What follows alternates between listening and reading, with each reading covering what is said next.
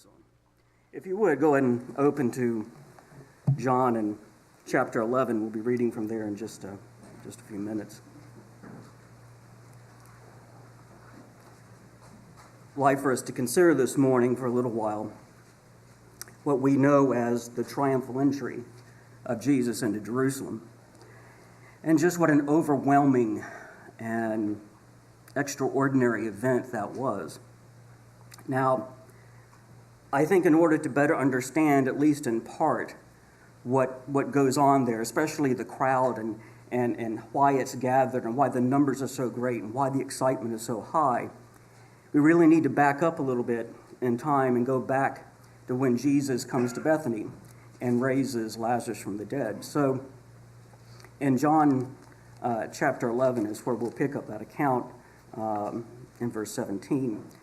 Now remember, in John chapter 10 and verse 40, just a little bit back, Jesus had been in Jerusalem, and the Jews there attempted to first to stone Jesus and then to arrest him. As a result of that, he leaves Jerusalem and he crosses over the Jordan to the east side to where Perea is, where John had been baptizing only 3 years earlier. And while he's there, he receives a letter from Mary and Martha, who live in the village of Bethany with their brother Lazarus. And the letter states so that Lazarus is very ill, and the implied request is that Jesus come to them and to heal their brother, chapter 11, verse 3.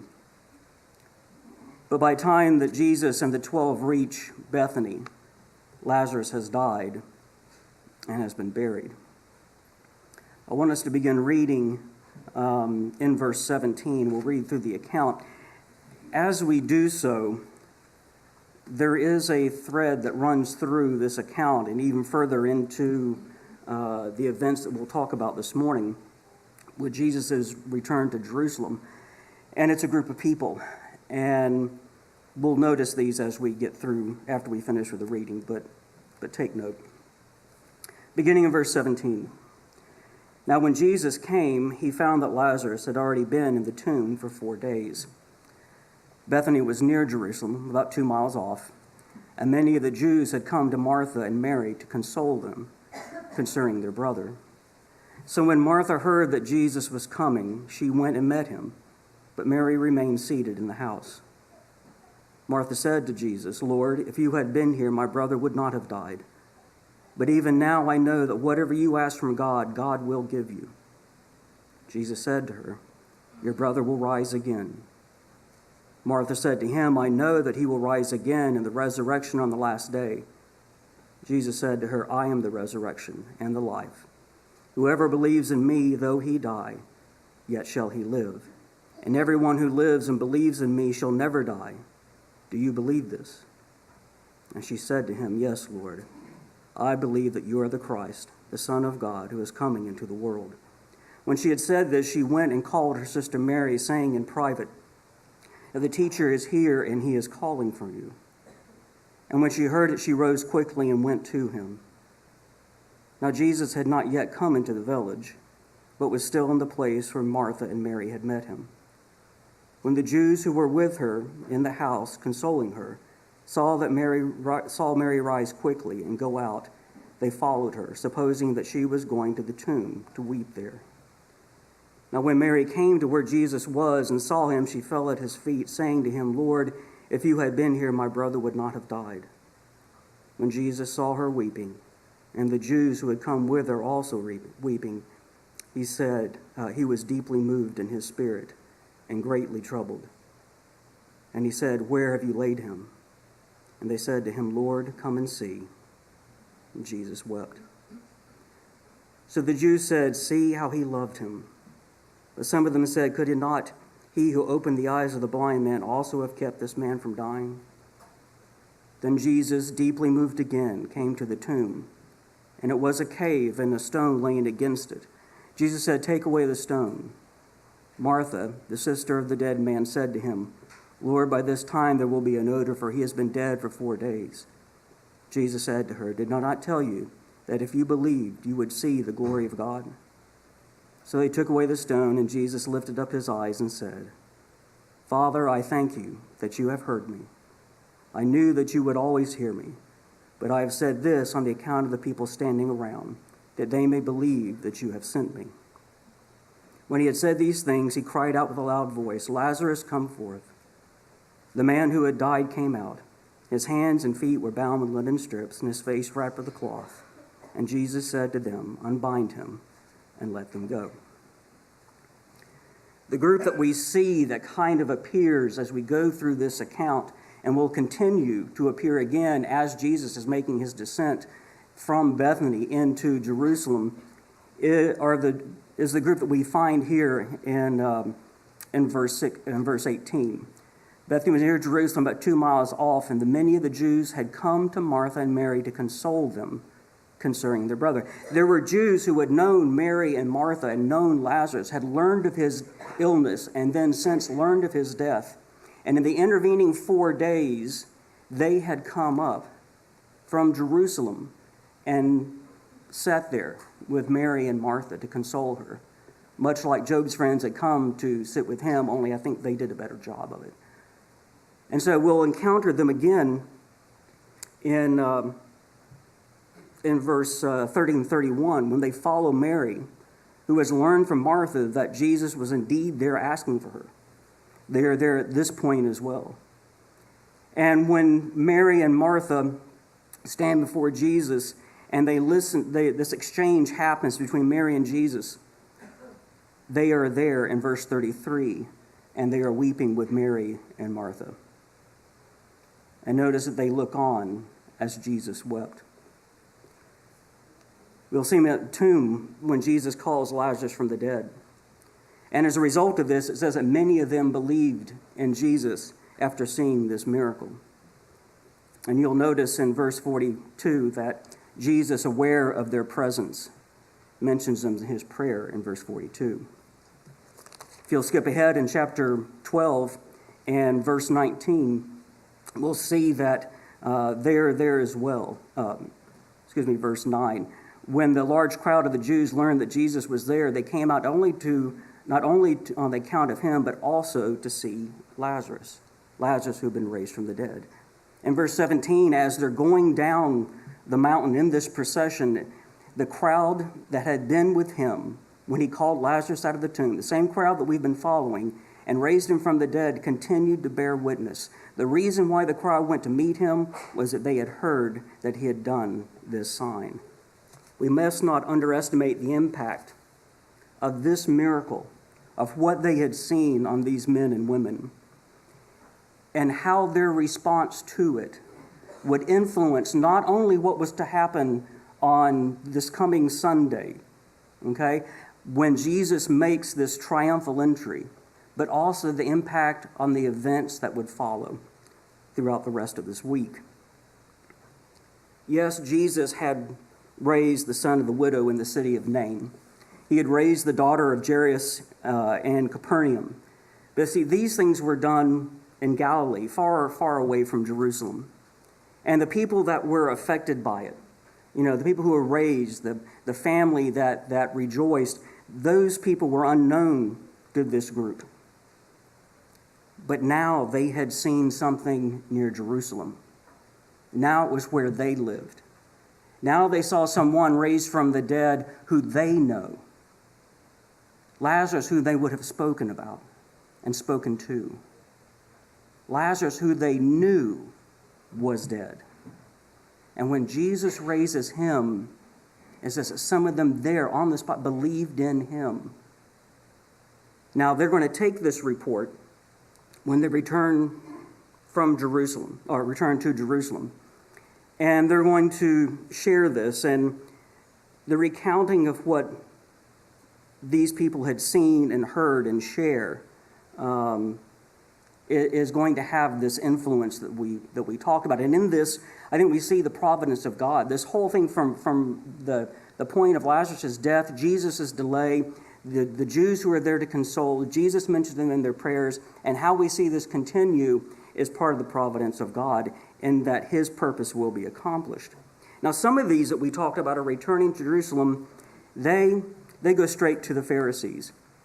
In verse 46, And they caused such an alarm among the Jewish leaders with their report that they respond, if we let him go on like this, everyone will believe in him, and the Romans will come and take away both our place and our nations. The leaders were unsure what to do. There was a mild panic that had set in, and there was confusion as to how to handle this. They see what is coming of this report. They see of what has happened because Jesus raised Lazarus from the dead, and there's nothing they could do to deny that miracle. One solution we'll find out later was they'd intended to kill Lazarus again. But here they have to figure out what they're going to do about this Jesus and about what he has done. In the midst of all this confusion and consternation, the high priest Caiaphas speaks up, and he has the answer. He says, put him to death. And acting on this counsel, they began to make plans to do this very thing. Look in verse 57 of chapter 11. Now the chief priests and the Pharisees had given orders that if anyone knew where he was, that is Jesus, he should let them know so they might come and arrest him. Back a little bit further back in verse 53, so from that day on they made plans to put him to death. Things have been set into motion. Upon learning of these plans, and because it was not yet his time to die, Jesus leaves Jerusalem and retires to the city of Ephraim, and he will remain there until he is ready to return. Now, of this group, we mentioned that some came back to Jerusalem and they reported directly to the Pharisees. You know, the alarm of what was going on and what Jesus was doing and how the people were responding. And now not only you had those in Jerusalem, but you had, because it was the Passover, you had people from all over the known world come together to celebrate this holy day. But you also had others who had been there and who had seen these things, who had been with Mary and Martha to help console them, who had seen Jesus wept, who had wept with Martha and Mary, and had seen Lazarus raised from the dead. This group comes back as well, and they have a story to tell as well. And in verses 17 and 18, as we noticed a minute ago, they're going to continue to tell their story far beyond the time of their return to Jerusalem. Even as the procession is going on, they are still what the English Standard Version refers to as witnessing as to what had happened. You understand that this miracle, what Jesus had done, and how the report of it came back to Jerusalem from reliable witnesses, as far as those in Jerusalem were concerned, had rekindled the conversation and debate about Jesus, about the anticipation of his return during the Passover. If you look in verse 11 and beginning in verse 55, chapter 11, verse 55, now the Passover of the Jews was at hand, and many went up from the country to Jerusalem before the Passover to purify themselves. They were looking for Jesus and saying to one another as they stood in the temple, what do you think? That he will not come to the feast at all? Now the chief priests and the Pharisees were making their plans. There was anticipation of Jesus come. Will he be here? Don't you think, can he not come to Jerusalem during the feast? The anticipation of his arrival had been raised.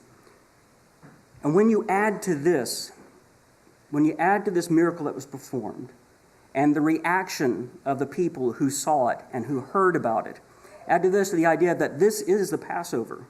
And with the Passover came a certain anticipation and expectation of the Messiah, of the King.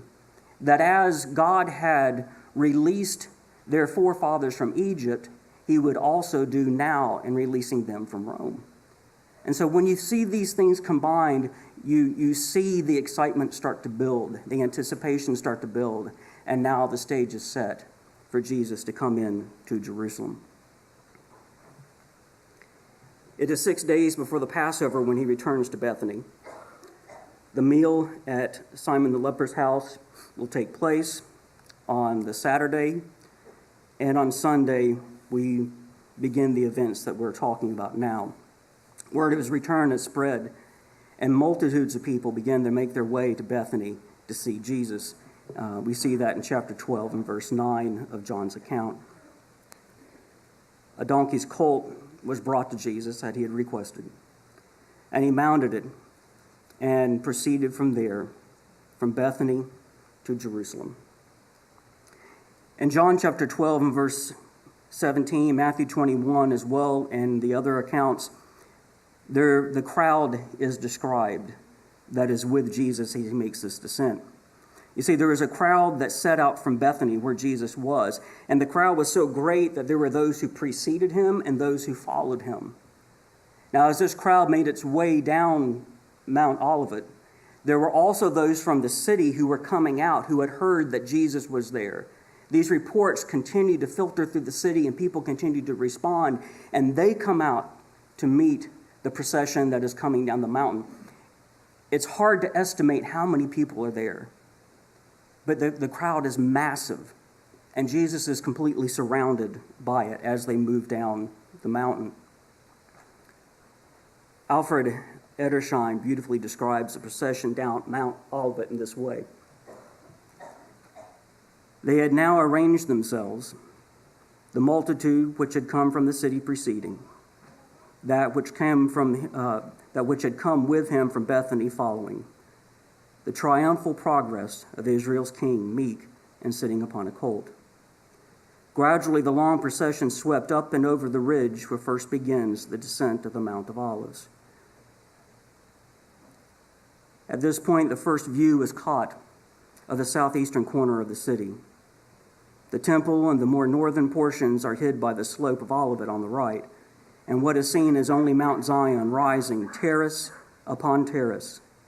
From the palace of the Maccabees and that of the high priest, a very city of palaces, until the eye rests in the summit of that castle and palace, and its frowning towers and magnificent gardens, the royal abode of Herod, supposed to occupy the very palace, the place of the very palace of David.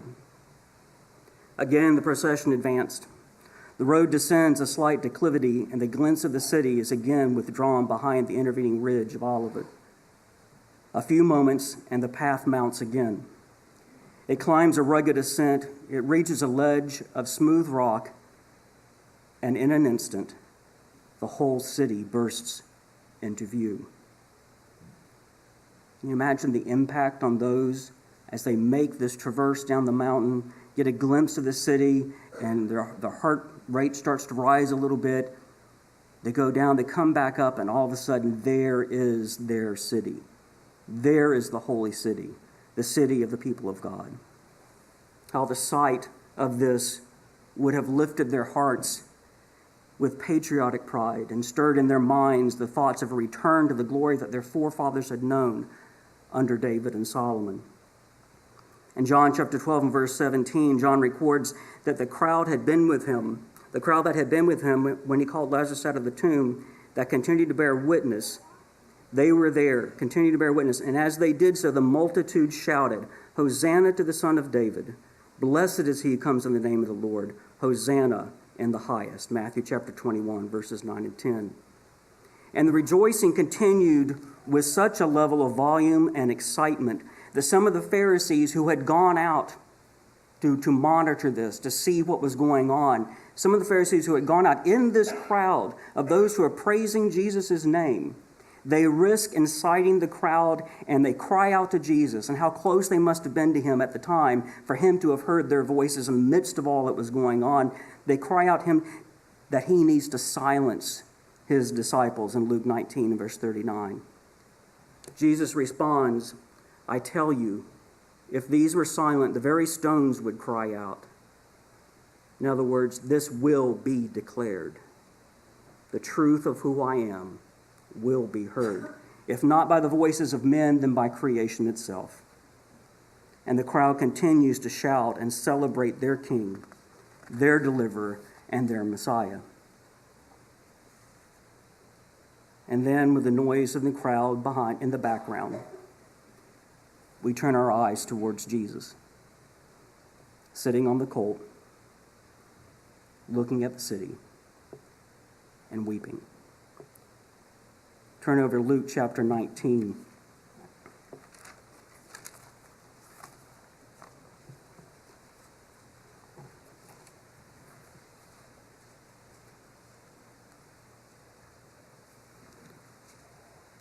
beginning in verse 41.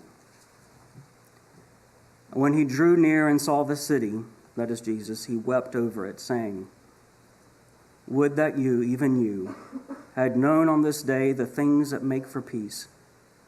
But now they are hidden from your eyes, for the days will come upon you when your enemies will set up a barricade around you and surround you and hem you in on every side and tear you down to the ground, you and your children with you, and they will not leave one stone upon another, because you did not know the time of your visitation." And suddenly, surrounded by thousands, his name being praised, Jesus is very much alone. Alone in what he saw, and alone in what he knew awaited the city. Not what these who are with him anticipated, not the future glory. That is not what was to come. Jesus saw the destruction. He saw the suffering. He understood that the people that now surrounded him, whom he loved, were going to suffer. He also knew and was alone in the understanding that those who now cried out his name and praised him and exalted him as king would in just a few days cry out for his death, preferring a criminal, a murderer over him. And he was alone in the foreknowledge of his own death. And he would be alone when he died. Jesus seemed, though surrounded by thousands, to be very much alone. And yet still, he proceeds towards the city, because this was the time, it was his time, to give himself a ransom for you and me.